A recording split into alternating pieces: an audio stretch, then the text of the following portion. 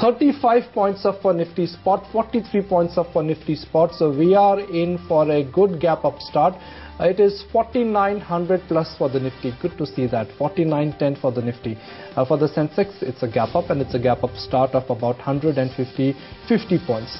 The small and the mid-cap indices also are off to a good start. So whichever way I cut, as of now, the initial rates are quite upbeat. They are looking quite encouraging. You want to start with State Bank of India, and then let's look at some capital good names, largely L&T and BHEL. State Bank of India is off to another good start. 28 rupees up for State Bank of India. BHEL and L&T. BHEL is at 213 rupees, up about 1%. L&T is also up by about 11 rupees. That's up about 1%. Tata Motors has retreated in quick time from levels of 300 to 220. It's a decent morning session for a decent opening trade for Tata Motors, 225 rupees for Tata Motors. And then I want to look at cement, because cement stocks, they plunged on strong volumes on Tuesday. ACC high beta 1136, Ambuja 147, up about 1%, Ultratech Cement 1390, and then the illiquid ones, Shree Cement and Madras Cement, they're also off to a decent start. I just want to talk about the broader markets, and after that, of course, sector-specific and stock-specific news as well. The broader markets, the advanced decline ratio will just come off on your screens. It's a little tempered as compared to the frontline indices, but nonetheless, it's a firm start, and the advances are taking over. It's almost 400 stocks to the advances to about 100 odd to the declines.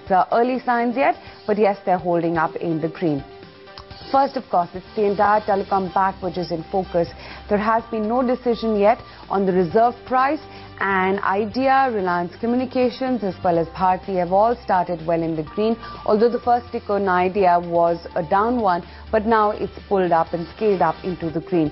Gujarat Pipavav Port, the board of directors has now approved the project expansion plan for Pipavav at a total cost consideration of 1,097 crore rupees, and that's a gap up start there, 4.5% up in the green for Gujarat Pipavav.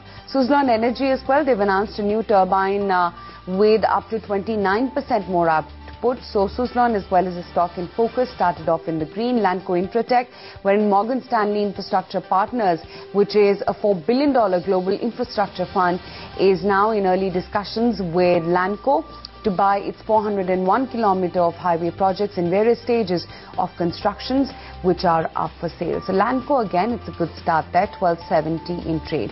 GVK Power, wherein the Australian government has halted the process of environmental clearance to the $10 billion Australian coal mine controlled by GVK Group in Queensland in Australia. GVK Power pretty much undeterred, though it's just about marginally in the green, nudging 12 points or so in trade.